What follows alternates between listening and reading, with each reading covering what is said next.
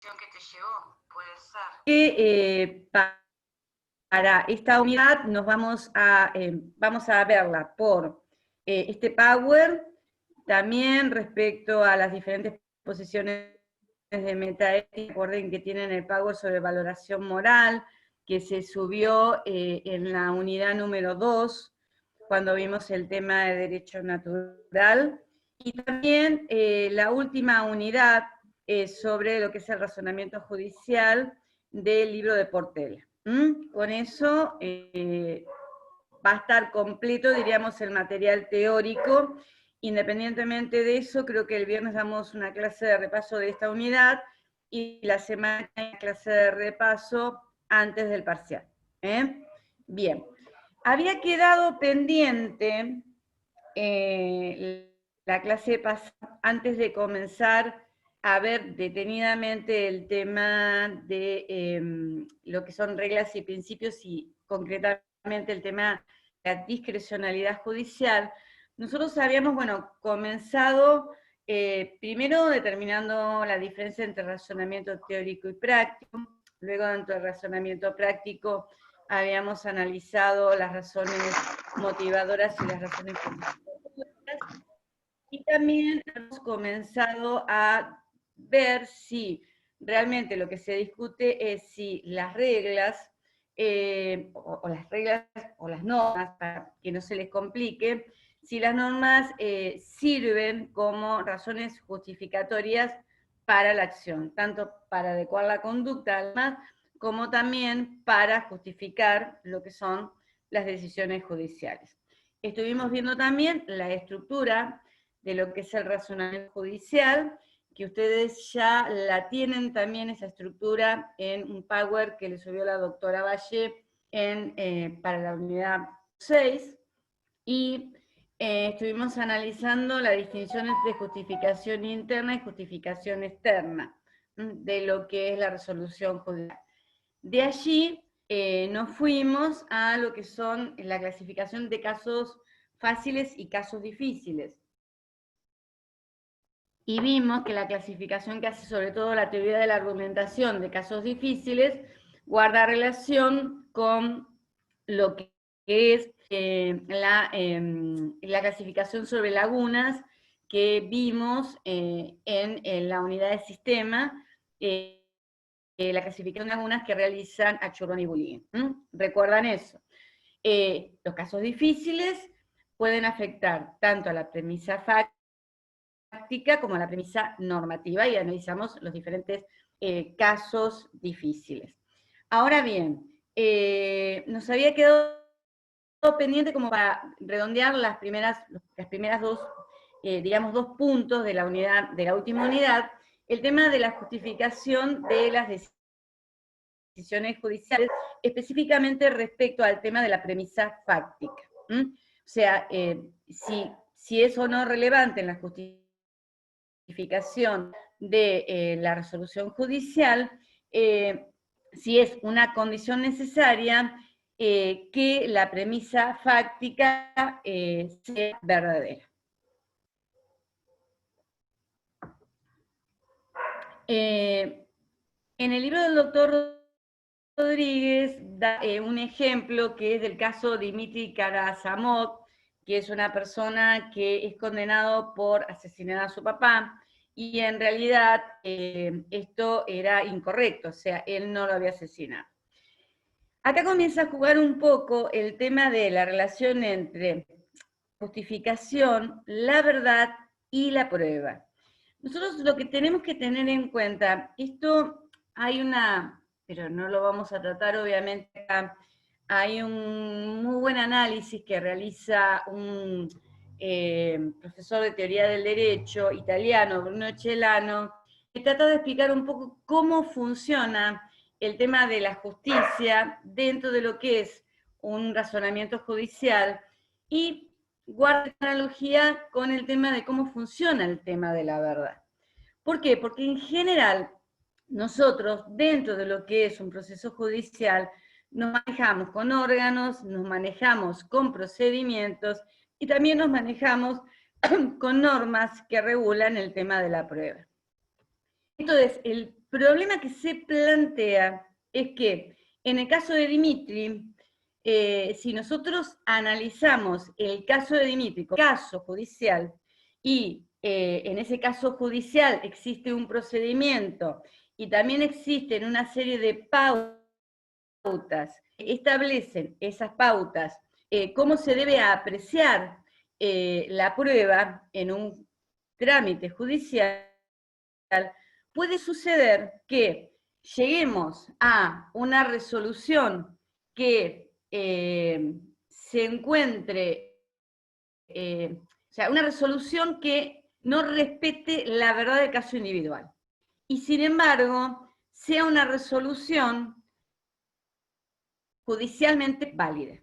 ¿Qué es lo que sucede? Que nosotros tenemos una verdad real o la verdad del caso individual y también tenemos una verdad que es la verdad del judicial, que es la verdad del procedimiento. El tema que se plantea es ¿qué pasa cuando nosotros tenemos una decisión que respeta todas las pautas del procedimiento judicial, que además respeta todas las pautas en cuanto a cómo se debe apreciar una prueba de acuerdo a si respetamos las reglas que establecen el tema de la valoración de la prueba, el hecho judicial, ese caso judicial se encontraría probado, pero que si nos adentramos a la verdad del caso individual, indudablemente esto hace que la persona condenada lo haya sido de manera incorrecta.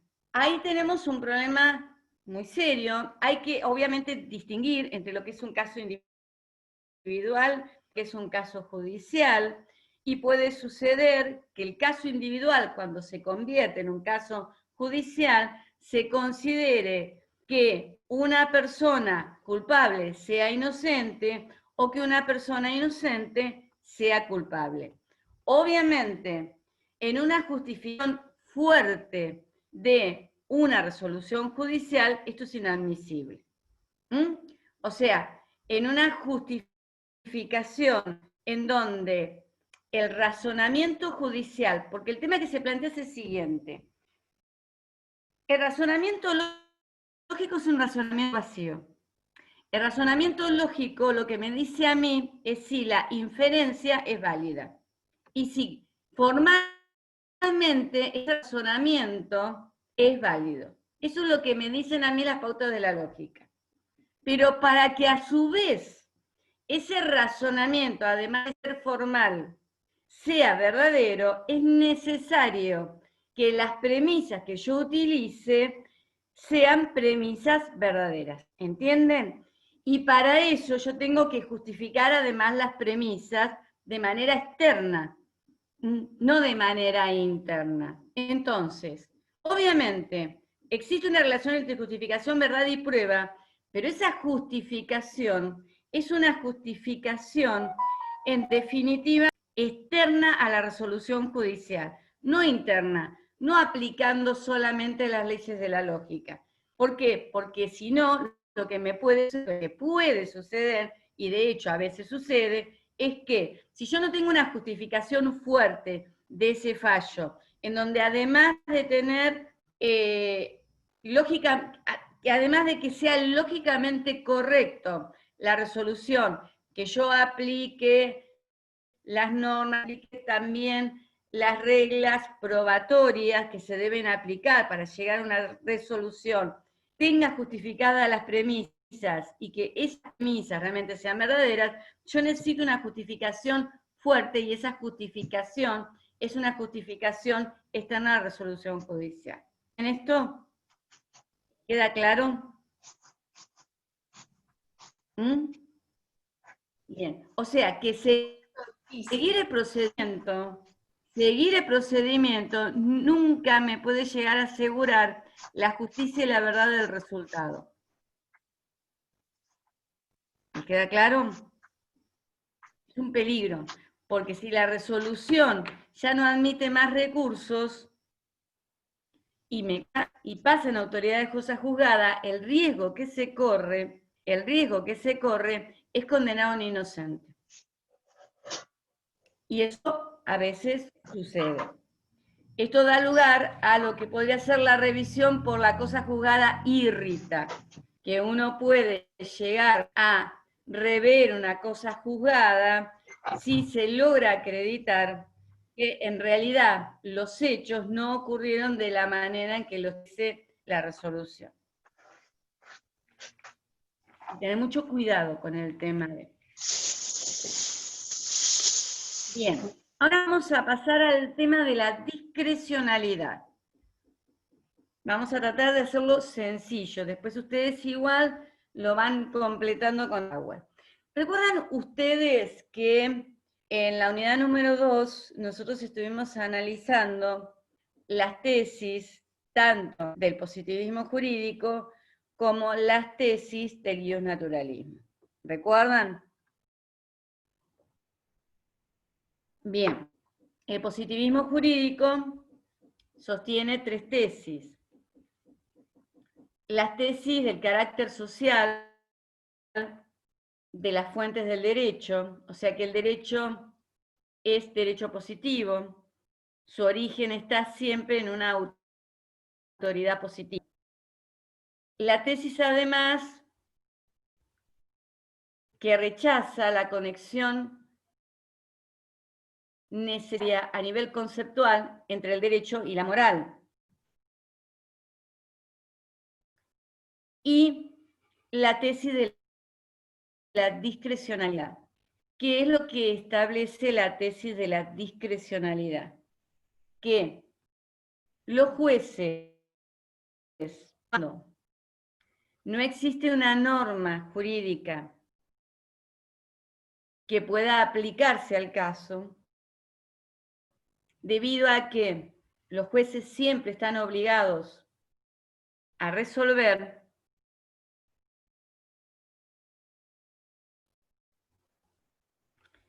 en ese caso, el juez tiene discrecionalidad para encontrar la solución que considere más adecuada. Esto se da específicamente, esto es la distinción entre casos fáciles y casos difíciles. En definitiva, nosotros en los casos difíciles tenemos ausencia tenemos una laguna, ya sea normativa, o de reconocimiento, o de conocimiento, o axiológica. Esos son los casos difíciles. Y en los casos difíciles, entonces, según la tesis positivista, los jueces tendrían discrecionalidad para resolver. Ante esta posición surge la crítica de Ronald Dworkin. Esta polémica hard-working es una polémica que en realidad se va suscitando una vez que van falleciendo. ¿Por qué? Porque Dworkin critica principalmente el positivismo metodológico de Hart y ataca sobre todo lo que es la tesis de la discrecionalidad. ¿Qué es lo que dice Dworkin? Dworkin dice que los sistemas jurídicos, además de estar integrados por reglas, tanto primarias como secundarias, como afirma Hart, contiene también principios. Estos principios, él los divide en directrices que están dirigidos a los organismos de tipo político y que son directivas de optimización, sobre todo cuando legislan, y principios en sentido estricto, que son pautas morales que surgen de decisiones judiciales pasadas. atento el hecho, como sostiene Dworkin, que los sistemas jurídicos no solamente contienen reglas, sino que también contienen principios, los jueces, cuando resuelven, no tendrían discrecionalidad. Porque ante ausencia de reglas, o sea, ante casos difíciles, se encuentran obligados a los principios. Y los principios también, como las reglas, establecen derechos y obligaciones en forma anterior y previos a las conductas, igual que las reglas.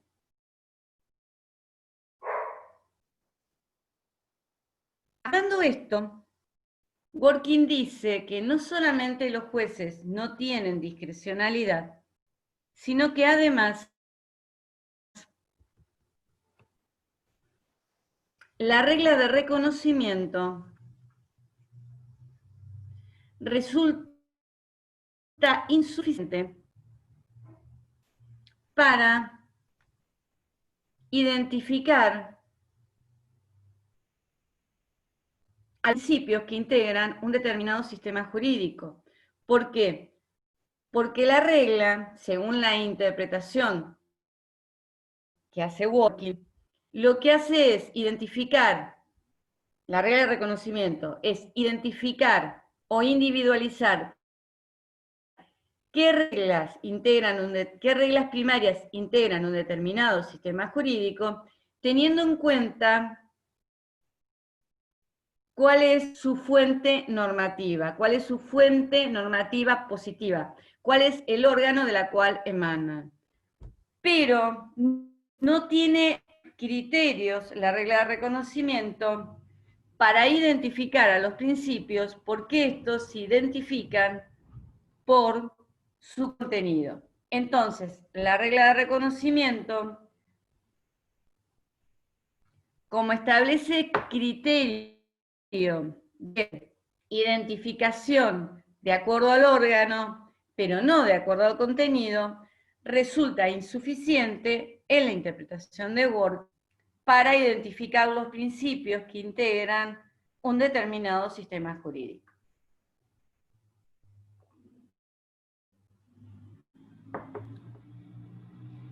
Ahora bien, hay algo que es cierto, y ahora luego vamos a ver cómo contesta a esto Hart.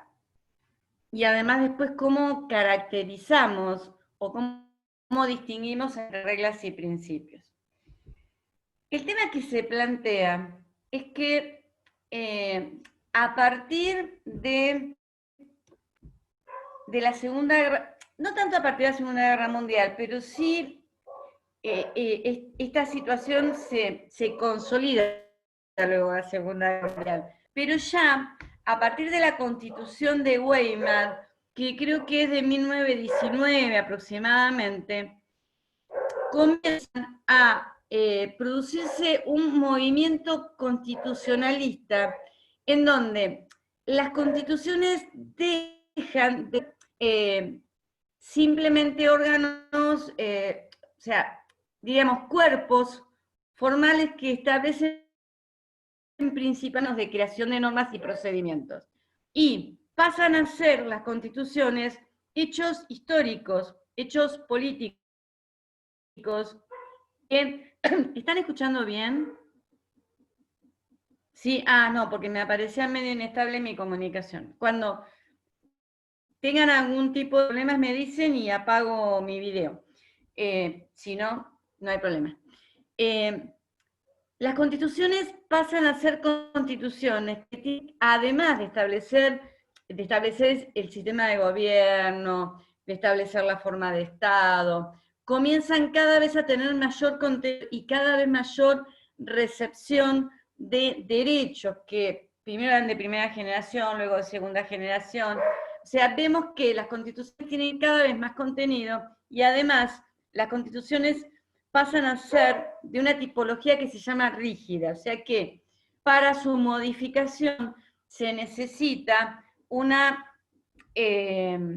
procedimiento especial, agravado, diríamos, más grave que lo que es el procedimiento de modificación de las leyes comunes, y además en general establecen órganos de garantía que puedan analizar o juzgar cuando ya sea los órganos o ya sea los jueces, que también son órganos de aplicación, dictan resoluciones que contrarían los principios de tipo constitucional. Entonces, vemos que además el concepto de Estado de Derecho pasa a ser un concepto de tipo valorativo. ¿Por qué? Porque el concepto de Estado de Derecho, además de establecer el principio de legalidad, además de establecer la separación de poderes como características, otra de las características es la protección de los derechos humanos. Entonces, nos encontramos con que los valores comienzan a positivizarse. Vemos que comienzan a aparecer principios dentro de las constituciones y a su vez cada vez es más importante lo que es el respeto a esos principios dentro del funcionamiento del Estado. Entonces, vemos que también todo lo que es una nueva vertiente dentro del derecho constitucional que se llama neoconstitucionalismo, en realidad está receptando esta posición de Dworkin que dice que los sistemas jurídicos están no solamente formados por reglas, sino también por principios. Ahora, ¿qué contesta esto Har? Har lo que contesta es lo siguiente.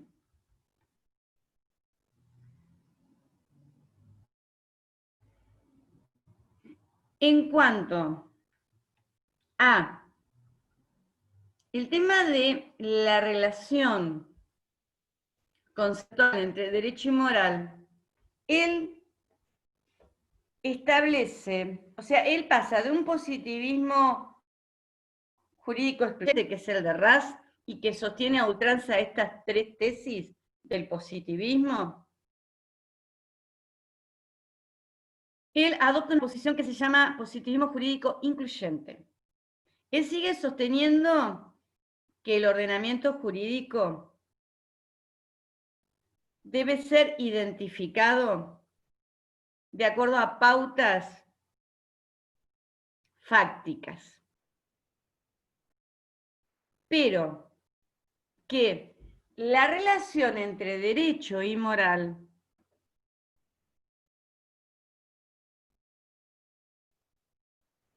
no es una relación necesaria, sino que es una relación, o sea, el positivismo niega la conexión necesaria entre derecho y moral a nivel de definición. En cambio, ¿qué es lo que dice Har? Que la relación entre derecho y moral a nivel conceptual es contingente, que algunos ordenamientos jurídicos incorporan principios al contenido del sistema jurídico. Y que la regla de reconocimiento en este caso puede perfectamente identificar tanto las reglas como los principios. ¿Por qué? Porque a las reglas las va a identificar de acuerdo a su organización. En cambio, a los principios lo va a identificar de acuerdo a criterios de tipo sustancial.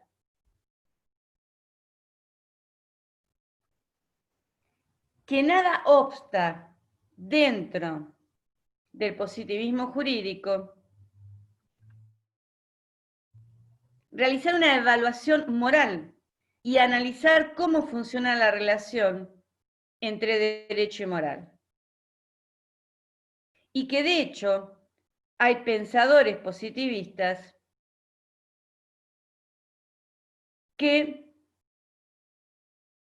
sostienen perfectamente la primera tesis de filosofía ética que sostienen los naturalistas. O sea, no todos los autores positivistas o pensadores positivistas son escépticos a nivel de metaética.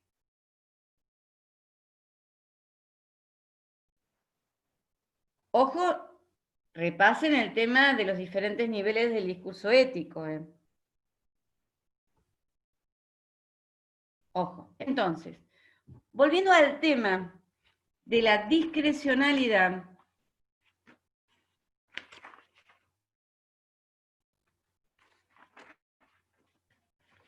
vimos que, por un lado, Dworkin critica la tesis diciendo que los sistemas jurídicos están conformados por reglas y principios, y que Harley contesta diciéndole que los sistemas jurídicos pueden contener principios y que la relación entre derecho y moral es una relación a nivel conceptual meramente contingente, que pueden existir sistemas jurídicos que incorporan principios al sistema. Y que en definitiva, del momento en que el principio es incorporado al sistema, pasa a ser un principio positivo. Pasa a ser una norma incorporada por una autoridad positiva al sistema. Ahora bien, teniendo en cuenta qué es lo que dice Dworkin y lo que le contesta Hart, tenemos que distinguir entre reglas y principios. Y acá nos encontramos con un problema. ¿Por qué? Porque en realidad no hay un acuerdo entre si nos encontramos realmente con una distinción entre reglas y principios. Por ejemplo, Gennaro Carrión individualiza 11 usos distintos o conceptos distintos de principios, 11. Alex dice que la distinción entre reglas y principios se pueden clasificar en 3 criterios distintos. Un criterio dice que no hay ninguna distinción entre reglas y principios. Otro criterio dice que entre las reglas y los principios hay una distinción simplemente de grado. Y otros dicen que entre reglas y principios hay una distinción cualitativa, de calidad. ¿Cómo distingue Dworkin a las reglas y los principios? Dworkin dice que las reglas y los principios se distinguen primero por una cuestión lógica y por una cuestión de peso. Respecto a la cuestión lógica, Dworkin dice que las reglas son normas, son en realidad condicionales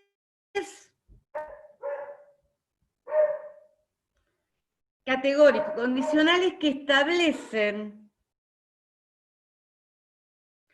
todas las condiciones de aplicación. En cambio, los principios son condicionales derrotables. ¿Por qué? Porque el hecho que en el condicional que dé la condición de aplicación no significa que el principio se aplique. Puede aparecer una condición implícita que hace que ese principio sea derrotable. Yo les di el ejemplo del auto, para que les quede claro. Por ejemplo, dicen, esto es un auto, entonces sirve para trasladarme. Está el auto, yo me subo al auto y no me traslada a ningún lado. ¿Por qué? Porque además de ser un auto, tiene que tener nafta. Si no tiene nafta, no me va a llevar a ningún lado. Y si me pincharon las 4 ruedas, tampoco me va a poder trasladar.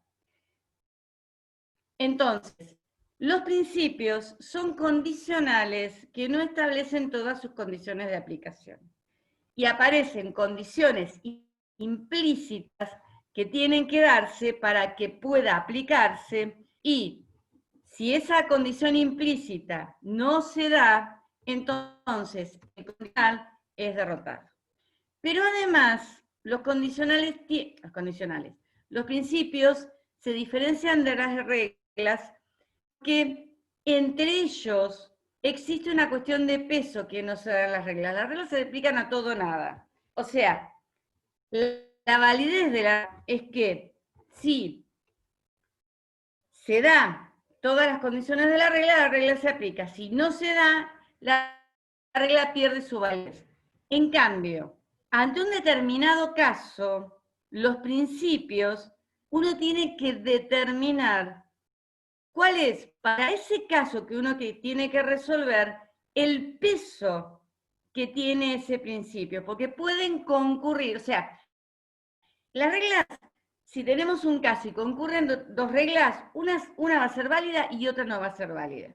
En cambio, respecto a los principios, yo tengo un determinado caso y puede suceder que haya 2 principios que pueden aplicarse a ese caso. Ahí no quiere decir que uno se va a aplicar y otro no. Yo tengo que determinar para esa situación en especial cuál es el principio que tiene el mayor peso. Ahora, ese principio se va a aplicar para ese caso y va a quedar desplazado el otro principio. Pero eso no quiere decir que ese principio pierda su validez, sino que para un caso diferente, ese principio que fue desplazado puede tener mayor peso para un caso distinto. Esta es la diferencia entre las reglas y los principios. Hay una cuestión lógica y hay una cuestión de peso. En este caso, la diferencia que establece Dworkin entre reglas y principios, como la explica él, sobre todo la diferencia de tipo lógico, es una diferencia de tipo cualitativo. Entonces, sí existirían una distinción entre las reglas y los principios. Ahora bien, no los autores coinciden en esto. Hay muchos autores que dicen que la distinción entre las reglas y los principios no es tal, que la distinción se centra, o sea, que uno cuando habla cuando uno habla de normas, tenemos 2 tipos de normas, las que podemos denominar normas en sentido estricto y las que podemos denominar principios. Que la distinción en ellas está dada en que, en definitiva, las normas en sentido estricto son normas cerradas. Son cerradas porque establecen todas sus condiciones de aplicación. En cambio, las normas que denominamos principios son normas abiertas, porque son normas indeterminadas, normas que no establecen todas sus condiciones de aplicación. Por esa razón es que también se las considera como normas derrotables o normas abiertas. ¿Por qué? Al no establecer todas sus condiciones de aplicación, dejan parcialmente indeterminado la aplicación de las mismas a los casos concretos. También se las llama normas abiertas o normas no concluyentes o normas notables.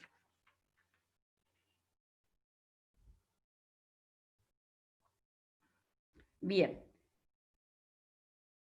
En la próxima clase vamos a ver ya, creo que, me parece que la va a dar el doctor Gambini.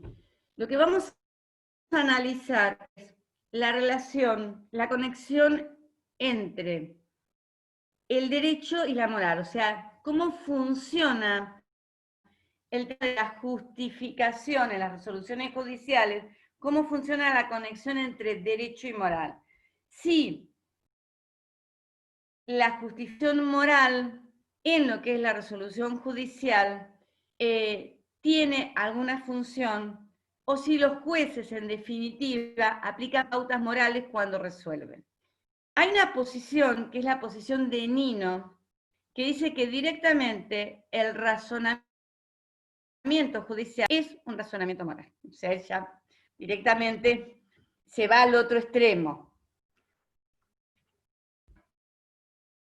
Pero, en general, la relación entre la corrección material y las posturas metaéticas asumen relevancia. En este tema, es importante que ustedes vuelvan a repasar el tema de la ética. Recuerden que en el nivel del discurso ético tenemos 3 niveles distintos. Tenemos por un lado el nivel de la metaética, por otro lado el nivel de la ética normativa y el tercer nivel es el de ética descriptiva o sociológica. Vuelvan a repasarlo porque es importante para ustedes poder distinguir entre lo que es el escepticismo por un lado y lo que es el objetivismo moral por el otro. En el nivel de la ética, lo que nosotros discutimos o analizamos es el tema de cuáles son los significados y cuál es la estructura lógica de los términos éticos y de los juicios de valor. Y también en el nivel de la metaética lo que vamos a discutir es si es posible o no un objetivismo moral, si es posible o no determinar la posibilidad de una postura moral objetiva y que sea común a una determinada sociedad. Eso es lo que discutimos en el nivel de lo que es la metaética. En cambio, en el nivel de la ética normativa, lo que vamos a realizar es formular juicios de valor y además vamos a aplicar esos juicios de valor a instituciones y acciones de la sociedad y acciones además para determinar si son buenas, si son justas o si son correctas. Por ejemplo, estamos discutiendo actualmente, ahora, el tema del aborto. Ahí estamos, cuando nos ponemos a discutir el tema del aborto, estamos en el nivel de la ética normativa. Cada uno va a dar sus argumentos de una posición de ética normativa en defensa o en contra de lo que es el aborto legal. ¿Qué es lo que sucede? Un escéptico puede perfectamente discutir a nivel de la ética normativa. Lo único que no puede decir el escéptico es que su posición y sus argumentos son los de una única ética normativa. Lo que va a decir, esta es mi posición y estos son mis argumentos, y lo que yo estoy haciendo es, un escéptico es adoptando un punto de vista interno de una determinada posición de ética normativa, independientemente de que considere que no es posible obtener una ética normativa común. Sí es mi ética normativa. ¿Está claro? Ahí es lo que analizamos en el nivel de ética normativa, es las posiciones deontológicas, las posiciones teleológicas, vemos Kant, analizamos Rawls, o sea, posiciones concretas de ética normativa. En el nivel de la metaética vamos a determinar las posiciones empiristas o no empiristas, vamos a analizar si es factible o no, si los juicios de valor son descriptivos o si son prescriptivos o son emotivos, si yo los puedo conocer racionalmente o no los puedo conocer racionalmente, si los puedo analizar científicamente o no. Eso es lo que vamos a analizar. Esto es muy importante para luego poder volcarnos específicamente a la relación de la moral y de la moral específicamente respecto al tema de la justificación de las resoluciones judiciales. Bueno, con esto por hoy terminamos. Por favor, lo que les pido es que vean el Power, porque sobre todo para la clase de repaso es importante que ustedes hayan visto todo y que me pregunten sobre lo que no entendieron y repasar sobre lo que no se entendió, y vean nuevamente el Power sobre valoración moral y lean el capítulo de Portela. Para volver. Van a tener el próximo jueves clase con el doctor Gambini, que se va a ver ya lo último, y luego repasamos esta unidad. ¿Alguna pregunta? Aprovechen, ahora preguntan ustedes, el 4 preguntamos nosotros. ¿Cuándo es la próxima clase, profe? El jueves. El jueves. ¿Cómo? Sí, hoy es sí. Hoy tenemos esta semana todas clases por Zoom. ¿Cómo está el profe Gambini? ¿Cómo? ¿Cómo está el profe? Eduardo, da el jueves. ¿Cómo? Que cómo está con lo que nos contó de los estudios que se tenía que hacer. Ah, Eduardo, y ahí estaba haciéndose estudios en cuanto al tema del corazón. Y anda bien, anda, asustado. Es asustadizo. Elías, hola, sí, decime. Sí, falta un trabajo práctico más, ¿no es cierto, profe? Es unidad que se lo vamos a subir el 27, este viernes, con ya todo visto.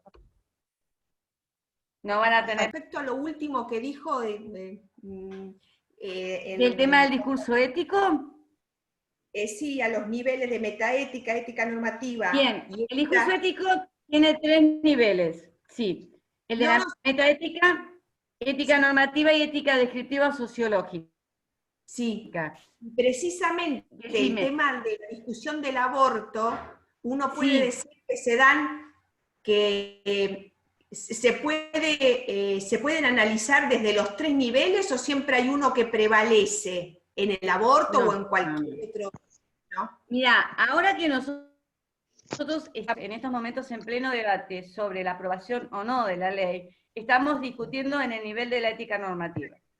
Estamos ahí, o sea, digamos, expresando un juicio de valor respecto a sí o no, y además dando argumentos para, diríamos, justificar la posición que uno toma, la actitud que uno toma respecto al tema de lo que es el aborto. Acá estamos debatiéndolo a nivel de la ética normativa. Cada parte dando los argumentos en pro o en contra del tema del aborto. Bien. Entonces, digamos, la ética normativa es el contenido, diríamos. Acá formulamos juicios de valor, los defendemos, argumentamos sobre esos juicios de valor, y uno puede argumentar, aunque sea escéptico, respecto al conocimiento sobre los juicios de valor. O sea, diríamos, el escepticismo es irrelevante a nivel de la ética, porque la persona que es escéptica respecto a si es posible un único sistema moral. El escéptico dice, no es posible un único sistema moral. O sea, pueden existir, el escéptico dice, existen distintos sistemas morales que pueden ser contradictorios entre sí. Yo tengo el mío, fulanito tiene el suyo, o esta sociedad tiene el suyo. Ahora, luego, en el nivel de la formulación de juicios de valor, tranquilamente puede, o sea, un escéptico no es un amoral. Un escéptico simplemente dice, no puedo justificar un único sistema moral válido. Eso es lo que dice. Pero sí puedo justificar mi sistema moral, el mío. Y mi sistema moral está en el nivel de la ética normativa. ¿Entendés? Mi sistema moral. Y yo desde ahí puedo argumentar porque lo veo desde un punto de vista interno. Desde un punto de vista interno, yo lo que estoy haciendo es considerando como obligatorio y como válido y como mi sistema moral un determinado sistema moral. no desde el punto de vista externo, que es el de la ética descriptiva sociológica, que simplemente describe cuáles son los juicios morales que imperan, o sea, que en una determinada sociedad, o que consideran justo o injusto en una determinada sociedad. Bien, ahora sí. ¿Te queda claro? O sea, Sí, cuando sí, estamos debatiendo el tema de aborto, acá estamos matándonos a nivel de ética normativa. O sea, yo tengo, diríamos, mi posición personal respecto a si yo abortaría o no. Pero sí considero que pasa por otro lado, y estoy por, obviamente, de lo que es el aborto legal. Porque en definitiva el aborto existe, y es una cuestión que quien tiene recursos lo hace y no tiene ningún problema. Quien no tiene recursos termina en una situación a veces en que le va la vida. O sea, pasa por otro lado, diríamos. Así que bueno, pero... Profe, hablando de eso, no estaría, o sea... Mira, espera 2 minutitos que voy a cargar la batería, porque si no me voy a quedar sin... Pregunta, que no está la ley, o sea, la ley superior, digamos, que dice que está el derecho a la vida, si aprobarían el aborto, ¿no estarían sobrepasando esa ley?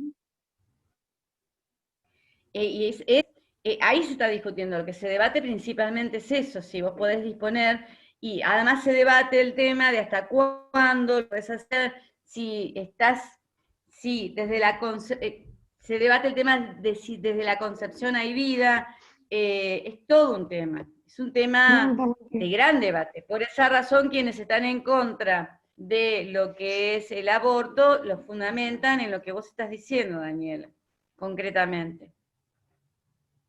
Por eso, porque sería pasar sobre una ley, o sea, si ya está la ley superior que dice que está el derecho a la vida, si aprobamos el derecho al aborto, más allá de cada pensamiento que tenga cada uno, por más que yo esté en contra, o sea, habría que como rever la ley del derecho a la vida, porque estamos sobrepasando esa ley. Ahí estaríamos, o sea, Daniela, discúlpame, ahí estaríamos, Daniela, concretamente haciendo una ponderación de principios.